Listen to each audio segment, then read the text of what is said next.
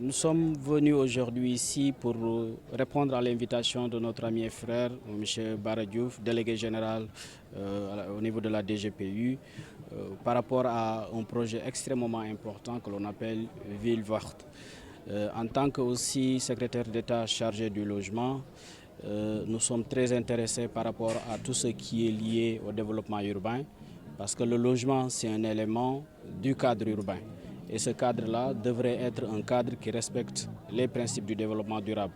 C'est pour ça que nous sommes extrêmement contents aujourd'hui de participer à cet événement, à ce lancement, de présider ce lancement de ce projet qui constitue un projet de démonstration des villes vertes, parce que c'est un sujet extrêmement important sur lequel il y a beaucoup de débats. Je pense que la DGPU aujourd'hui vient de nous donner une occasion de pouvoir démontrer ce que c'est qu'une ville verte. Et le Sénégal constitue parmi les pays, en tout cas les plus engagés dans ce domaine en matière de développement durable. Je l'ai dit tout à l'heure, le Sénégal qui avait ratifié la Convention cadre des Nations Unies sur le changement climatique en 1992 fait partie des pays qui sont en tout cas très tôt signalés sur la prise en charge des problématiques du développement durable avec l'élaboration de plans climat dans plusieurs territoires, dans les communes et même dans les villes. C'est le lieu en tout cas de le signaler, de dire que la ville verte n'est pas une option, mais c'est une obligation parce que nous sommes dans un contexte de changement climatique, nous sommes dans un contexte où les villes se réchauffent de plus en plus avec l'industrialisation, mais aussi avec le transport. C'est pourquoi bâtir des villes vertes, c'est une nécessité. Partout, faire en sorte que le reverdissement, l'aménagement paysager soit une réalité pour que nous puissions avoir des cadres de vie, un cadre urbain qui puisse nous permettre de vivre de manière très correcte. Et je pense que les villes vertes qui sont en train d'être développées, ce projet que nous avons aujourd'hui montré va nous servir en tout cas de levier pour que ça soit une réalité. Et ce projet ne sera pas un projet uniquement de techniciens, mais les populations, les collectivités territoriales auront un rôle à jouer parce que c'est leur cadre de vie et forcément l'appropriation reste un facteur de succès qu'il faudrait prendre en compte dans le processus de mise en œuvre. Le projet Ville verte au Lac Rose porté par Casa Orascom en relation avec la délégation générale à la promotion des pôles urbains de Diamniadio et de Lac Rose est un projet de ville intégrant un ensemble de commodités d'une grande ville mais niché au cœur d'un écrin entre le Lac Rose et la mer avec une conservation de la forêt existante de Filao. Dans le cadre du projet Ville verte, Casa Orascom est en relation avec la DGPU dans un contrat de bail qui est un contrat de bail pour un développement urbain. La DGPU est un organisme de l'État dont la mission principale est d'être dans le développement urbain. Donc aujourd'hui, nous ne sommes pas seulement un programme d'urbanisme de logement, c'est un programme de construction de nouvelles villes. Aujourd'hui, au niveau du Lac Rose, nous allons construire une ville douce, une ville touristique, une ville en harmonie avec la nature, une ville qui va nous permettre de préserver l'écosystème du lac Rose et sa teinte rose qui est spécifique au Lac Rose. Donc dans ce cadre-là, nous avons développé avec Orascom un projet de ville verte sur une assiette de 216 hectares avec une conservation, il faut le rappeler, de 90 hectares de forêt de filao déjà existantes. Vous l'avez vu sur le master plan, les forêts de filao existantes seront conservées et la ville va se développer à côté de cette forêt de filao. Ce sera une ville de 7 000 à 10 000 logements. Initialement, on était sur 18 000 logements. Et aujourd'hui, on est sur 7 000 logements. Une ville avec une mini-zone industrielle qui pourra accueillir 200 à 400 petites et moyennes entreprises. Mais aussi une ville qui, dans le cadre de la construction, pourra mobiliser plus de 20 000 emplois. Mais in fine, sur la ville et les infrastructures de la ville, les infrastructures marchandes, on pourra créer plus de 10 000 emplois.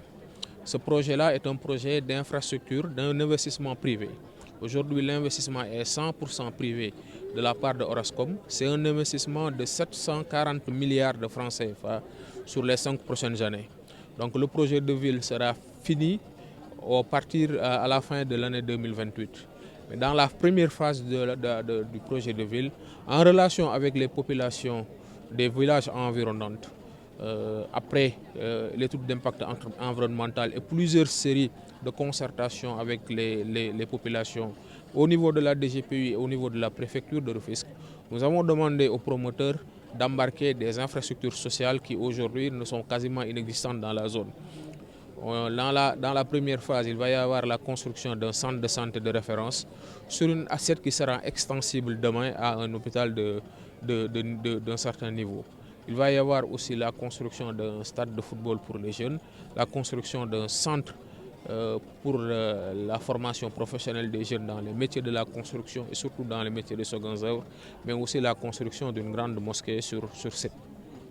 En outre, il va y avoir un ensemble d'accompagnement social de Orascom dans le cadre d'un programme de plus grand de restructuration des villages qui est un programme que la DGPU est en train de mettre en œuvre pour permettre à l'ensemble des populations existantes déjà sur site de pouvoir avoir une sécurité foncière, mais aussi d'avoir une ville qui soit respectueuse de l'environnement et que Ville Verte ne soit pas seulement un îlot de développement face à un océan d'une urbanisation mal maîtrisée. L'objectif de la DGPU est de maîtriser l'ensemble de l'urbanisation autour du lac Rose pour permettre de préserver le lac Rose et de développer des villes nouvelles, vertes, résilientes au service du Sénégal souverain de 2050. Alors d'abord, ce qu'il faut dire, c'est qu'il faut féliciter la délégation générale au pôle urbain, remercier aussi le chef de l'État, remercier le groupe Orascom pour avoir choisi la commune de Toan-Peulgnac pour en faire une des plus belles communes du Sénégal. Je vous le dis parce que j'ai eu à échanger énormément avec les services de la DGPU, avec le groupe Casa Orascom. Et au final, je vois que c'est un projet qui prend en compte toutes les inquiétudes que les populations avaient. Je veux dire par là que ce projet va nous permettre de sauvegarder le lac Rose, ce projet va nous permettre de protéger la bande d'île Filao et ce projet va nous permettre d'avoir une des plus belles villes du Sénégal. Donc, à mon nom, au nom de la population de la commune de Toan-Peulgnac, nous sommes totalement satisfaits de la venue de ce projet dans notre collectivité. Senegal, I mentioned it when I was communicating earlier. 3 simple reasons. Je l'ai dit tout à l'heure quand je faisais mon discours, c'est 3 raisons simples. La première raison, c'est la population qui est jeune, qui est très dynamique et qui est en pleine croissance, comme c'est le cas chez nous en Égypte. La seconde raison, c'est la gouvernance du Sénégal. Il y a un vrai respect ici au Sénégal pour les institutions et pour l'état de droit. Et la troisième raison, c'est le potentiel. Le Sénégal a un très grand potentiel et nous croyons fortement à ce que le Sénégal peut être. Les logements abordables, c'est la fondation de toutes les promotions, de tout le travail que nous faisons. Pour être vraiment très clair, ce développement, c'est un développement qui prévoit d'inclure toutes les couches de la population. Notre ambition, c'est de créer une communauté où toutes les couches sociales de la population sénégalaise, quel que soit leur niveau de revenu, peuvent coexister, co-vivre dans cette communauté. Ce qu'il faut comprendre, c'est quand on construit, quand on augmente l'offre de logement, les prix vont automatiquement baisser. En fait, c'est peut-être difficile à comprendre, mais ce sont les lois de l'économie. Donc plus il y aura d'offres, plus les prix seront abordables. Après le démarrage du projet Ville Verte, nous pouvons envisager un autre partenariat avec l'État du Sénégal pour accroître l'offre des logements sociaux ici au Sénégal, dans un autre projet.